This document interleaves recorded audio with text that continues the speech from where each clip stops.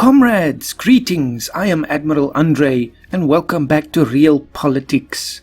This is episode 2. I just have to keep that in mind because there's an episode 0 as well. So let's get the clock running and see what happens now. It's now 2024, so the years are going by extremely fast, much like it feels in real life. There is still no resolution to the conflict here in Pakistan and India, but as far as I know, that's the only full-scale war that's broken out. There was the other one in Israel. Nation who makes the most contribution. This was the Olympic Games that we did not take part in, so Canada actually won that one. I wonder how much they had to invest in attaining this. Obviously it's very good because you get a huge amount of score and so on. So eventually we will compete in that, but right now I just thought this is just the start for us. There's no need to be too hasty. So Israel and Palestine are also fighting it out still, but Israel is winning like they usually do in those kinds of situations. But who knows, maybe history will have some surprises. So let's see, we are still waiting for the remote education infrastructure, so using that for the internet, and this will raise our development index, I think, by 10 points. Then the next one is the internal politics advancement, which I think gives us more action points. After that, I want to begin focusing on raising our score, because you can see we're only 15th in the world, and we've actually been going backwards. So I would like us to at least get into the top 5 at some point. The sooner, of course, the better. The next thing that I would like to look at now is the long-term plans for the conquest of Southern Africa. I think let's just have a look to start off with. What does the various political systems entail in terms of that? So for the democracy, here we get some good detailed information. We can't declare wars without very low relations and either cores on other provinces. So that's one thing, or a military intervention resolution. And we can only request core provinces during peace negotiations. So we can't take over a whole country then. Luckily, most of the countries right next to us are only one province countries. So that works in our advantage. So, okay, there's some room to maneuver. Let's look at the next one. Authoritarian. Low relations are needed to declare wars. Can request all provinces, so we can take over a whole country, but we still need very low relations with them. The totalitarian, is no restrictions whatsoever, so we are just gonna be able to go crazy. But let's see what we can do as we stand now with the democracy. So we obviously need a core. Can we make a core somewhere or claim one? Historically, Namibia was part of South Africa for several decades after World War I until 1990. So let's start there and claim a core there and say really they still belong to South Africa. Let's see, is such a thing even possible? Yes, gain a core. So let's try, and this is like Crusader Kings almost. We have to fabricate a claim on another province.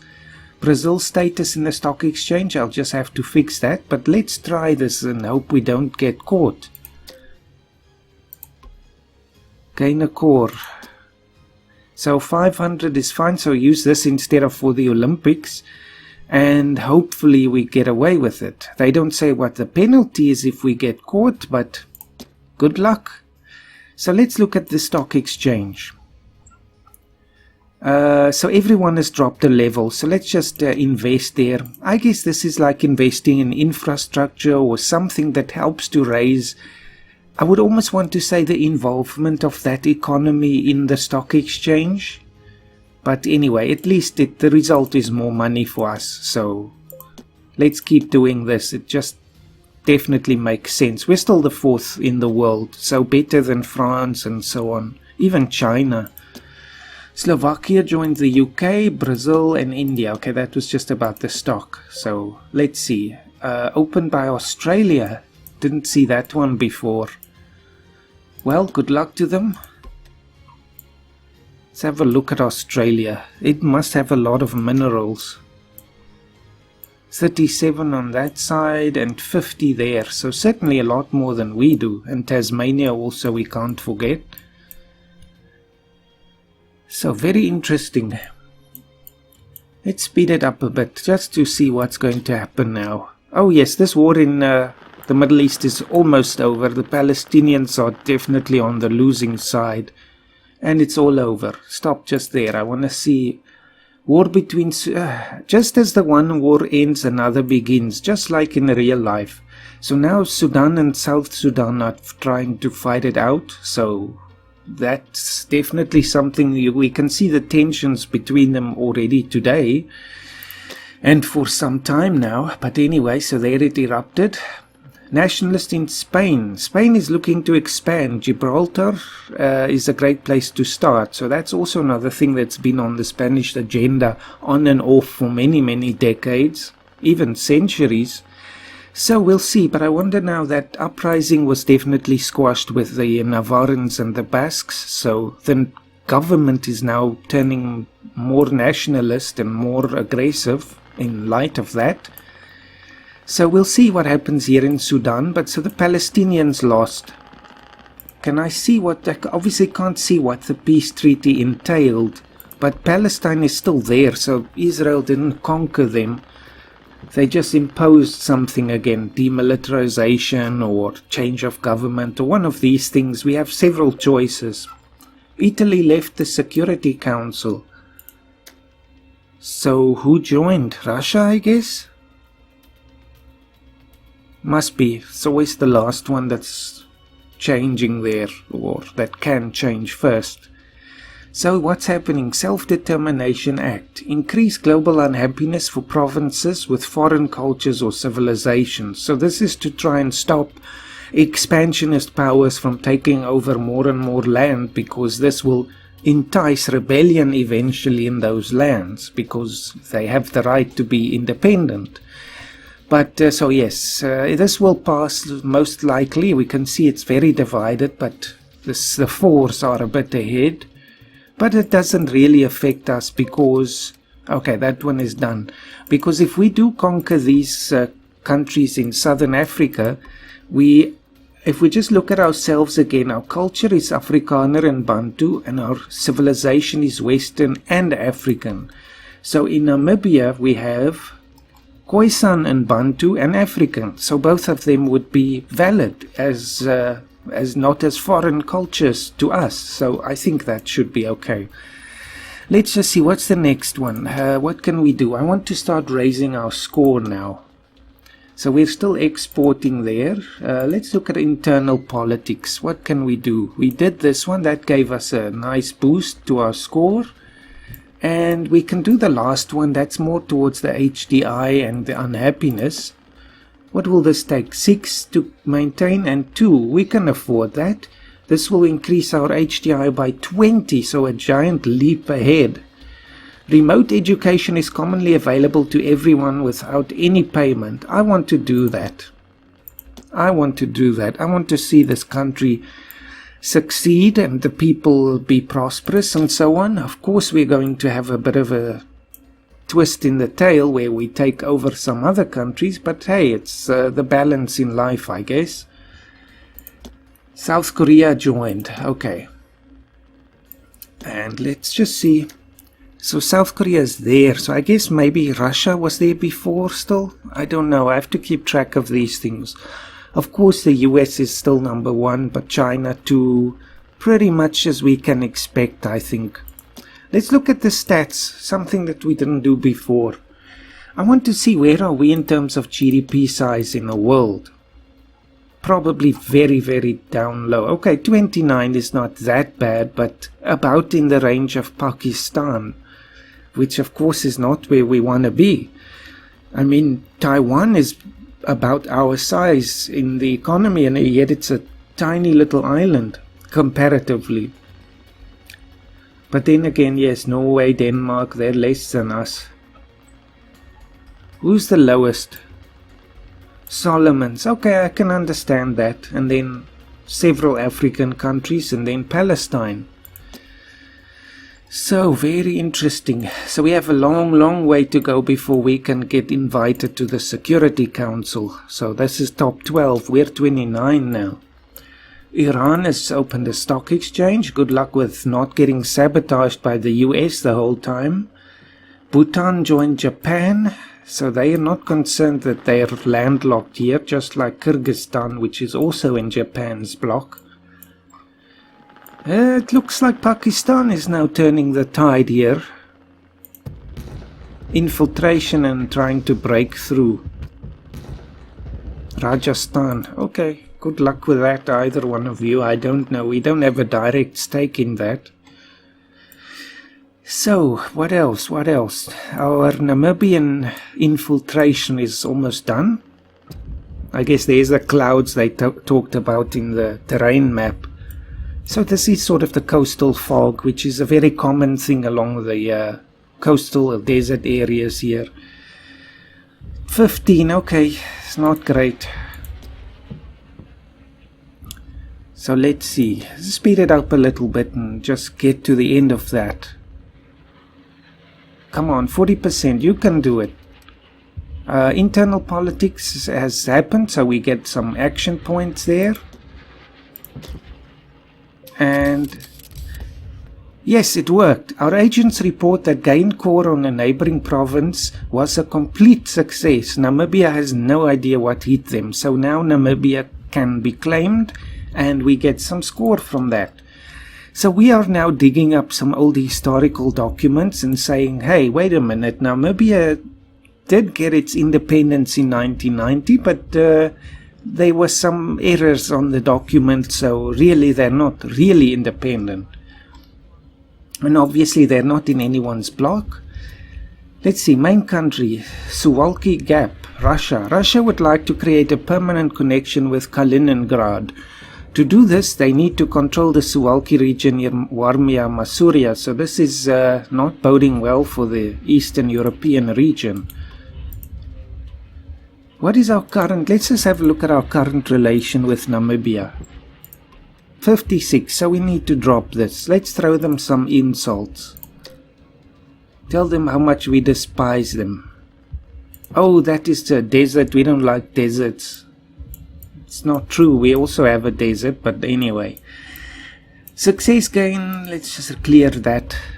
Go back to the normal map mode. Insults done. Oh, and now they're very angry. Let's see, what's the result? 26. Oh, it's so close. Come on. We're one away from being able to declare war.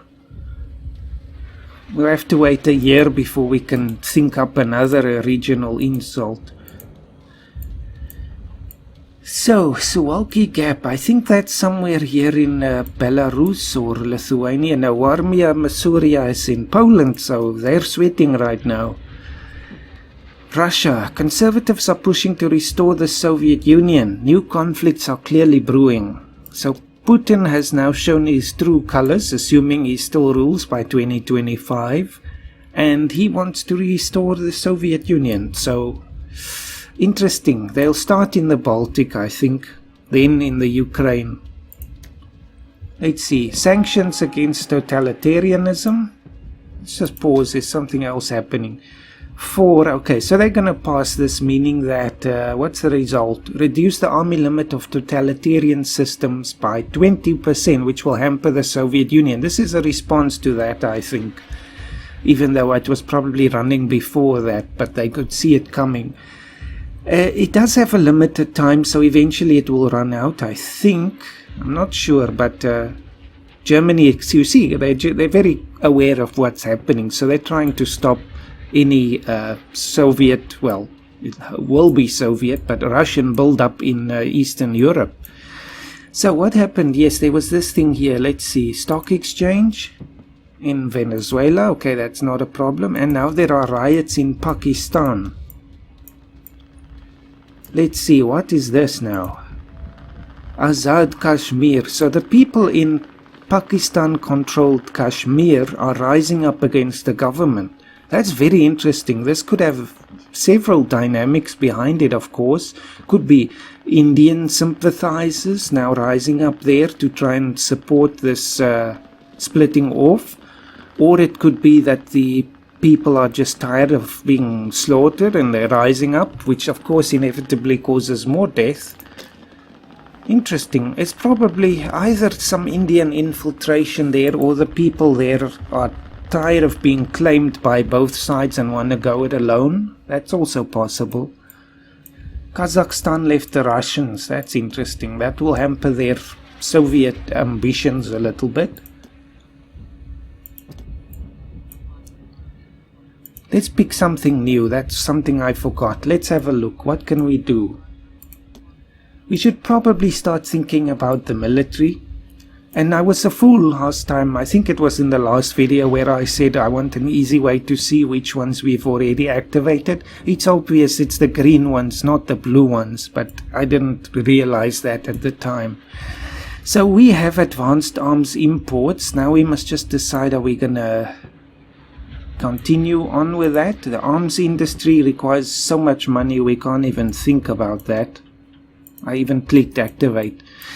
Paramilitary groups, what does this mean? Militarism will increase and the unhappiness will go down. Interesting. Semi-militarized structured organizations that are part of the state armed forces. This is what the Russians, well, this is what is claimed that is being used by the Russians in eastern Ukraine right now and for the last few years. So it is aligned to the state, but they can sort of disavow that a little bit and say, no, it's just local forces and whatnot. So this might be something we want to look at. Let's do that. Let's do that. So our militarism will increase. What's the result of that? Let's just have a look. So the militarism will go up and the effects will be, I guess, our max capacity is going to increase together with the maintenance, of course. But we can have more troops then. That's great. Let's see, right now we're at the limit essentially. We can get one more. Let's get another tank. Yes, let's do that. We don't need transports for attacking neighbors. So 1 and 1, that's fine. I think that's just fine. Unemployment, what is the situation with that right now? Where is that again? It should be economy. Okay, it's under 15%. That would be a dream if that was ever true in South Africa. But hey, my great leadership has brought us this. Oh, now we get the payment from our ownership of the strategic province of Cape Town, which is of course Western Cape in real life.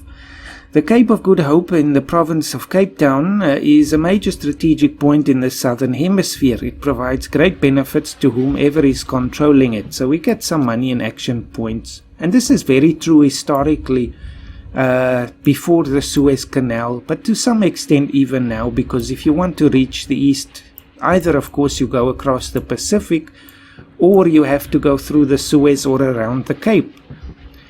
Every totalitarian country must reduce their forces. You see, there is a limit, a few years, so it won't hamper them in the long term, but then they can just probably reintroduce this measure. Okay, nothing that concerns us. So this was something that came up in history, especially in the Napoleonic time, where there was a great fear that Napoleon would try and send a force to capture the Cape here to secure shipping routes to the east. And so to preempt that, the British came and took this place over from the Dutch. So the Dutch were the ones controlling it, but of course the Dutch at that time were being influenced by the Napoleonic regime, so they overthrew the government there as well and instituted, what was it, the Batavian Republic, I think. So some interesting dynamics. Czechia joined the USA and Belgium left the UK. Interesting. So the US is almost trying to rebuild NATO in a sense again here in Eastern Europe. Arctic. So yes, this happens I think from time to time. Russia has claimed the North Pole with all its resources. I remember when they planted that flag underneath the ocean with their submarine a few years ago. That was just symbolic though. The United States immediately responded by doing the same thing, and now a conflict is brewing. So yes, this is a conflict over the resources and all that. Of course, under international law, you can only claim a certain economic zone in the ocean, not beyond that. So they're trying to justify that it's part of their continental shelf and all of that. Now what is going on here now? India, why are you doing that? They attacked the HQ again, but it failed, so it didn't do anything to Pakistan except spread some radiation. See, they're desperate now to end this war, and it's even, but it goes back and forth. Infiltration and ambush. What's happening here now? Sanctions against authoritarianism. So they're also now moving against the less extreme regimes to also limit their military. Maybe it's a good thing we're still a democracy, even though we're a slightly aggressive democracy. Look at that, we're on the edge there. Oh my goodness, that's going to be interesting. This will probably push us over into an authoritarian government. And for us, a 20% hit is not that much, but it's still going to hurt. That's like 2 units. China People's Republic, New Silk Road. In the spirit of the ancient Silk Road, the new Eurasian land bridge links Central Europe and China. Express freight scampers through Kazakhstan, Russia and Belarus all the way to Poland with goods worth millions. I would say goods worth billions probably. Interesting. Oh, what's this now? A recent diplomatic summit ended in a serious breakdown between the two powers. There is no way we can sit on the fence. We must pick a side. So we have the Japanese, whom we like more, or the People's Republic, whom we like less. Let's join or support the Japanese. I think let's do that. We like them better, and they are a democracy like we are, at least nominally at this point, because we're shifting all the way to authoritarian. But let's support them. India's status. Austria left the UK just after joining. Interesting. So India, you must give us more money, please. Nigeria, okay, so it happens, on a regular basis. We must just reinvest some action points, I guess some political will into this relationship. Okay, and we have our armor. Denmark builds an Arctic base. This seems to be a scripted event. It always happens like this. In my test, it also happened. While Russia and the USA bickered about the Arctic, Denmark surprised the entire world and established a fully operational base in the middle of the contested area. Let's have a look. So up there is now on the Gackle Ridge a base, but I don't know what this really does for Denmark. You see, it's just considered part of Denmark. I don't know how many people live there, but you see now the future is happening. So yes, Denmark is definitely one of the claimants in the Arctic region, because they of course control Greenland, which is a major presence there. Canada and the US through Alaska are the other players, together with Norway, which controls this northern Scandinavian coast and the Svalbard Islands. In accordance now, the authoritarians must reduce, but I wonder now if we become authoritarian after this was introduced, does it still apply to us? Probably. That would be interesting to find out. When is our election? It's this year, in October. Okay, so we'll find out soon. If we have a look here, we can see the interventionism is going up greatly now. Personal control is increasing, election change, so yes, it's pushing us more and more. Can we insult Namibia again? Hey, my timing is fantastic. Namibia, I'm sorry, but you are just some desert dwellers. I must think up better insults because we are also desert dwellers, partially anyway, if we'll just look at the terrain. Alright, it doesn't show here, paramilitary, but especially the northwestern part of South Africa is also desert. So, yes, we mustn't insult ourselves. There we go. So now they absolutely despise us. So we better move before they join a bloc to protect themselves. So let's just pick another technology or idea. I like the rocket technology. I wonder if this will let us eventually colonize space. That would be the most amazing thing. Let's try that. Long-range missile technology. So yes, let's do that. This is a score. Excellent. South Africa, well, there's a complex history, but under apartheid, South Africa also tried to build a long-range rocket system together with Israel. And it was quite successful, though it was never really implemented in South Africa because that's when the period of apartheid came to an end. And then all of that demilitarization happened, and we also had nuclear weapons which were dismantled and abandoned, which is a good thing, I think, in real life. In this game, of course, we want more weapons. And so the Israelis are still using that launch vehicle that was developed together with the South Africans. So just an interesting aside there. Belize left Mexico. Okay, let's just now see what is the situation right now. 26 still. Oh, come on now. That is a problem. It seems that it goes back up after a while. But now how can I reduce that relation even further? Is there a way? Let's see. Spying and then maybe getting caught. Let's damage their reputation. That's probably the other way now. This reduced relation seems to have a maximum effect that only brings it to 26. So yes, maybe that will help. What's happening now in the rest of the world? They are still fighting it out, and now it seems India is winning again, a little bit. I don't know you can say that's winning, but it's moving.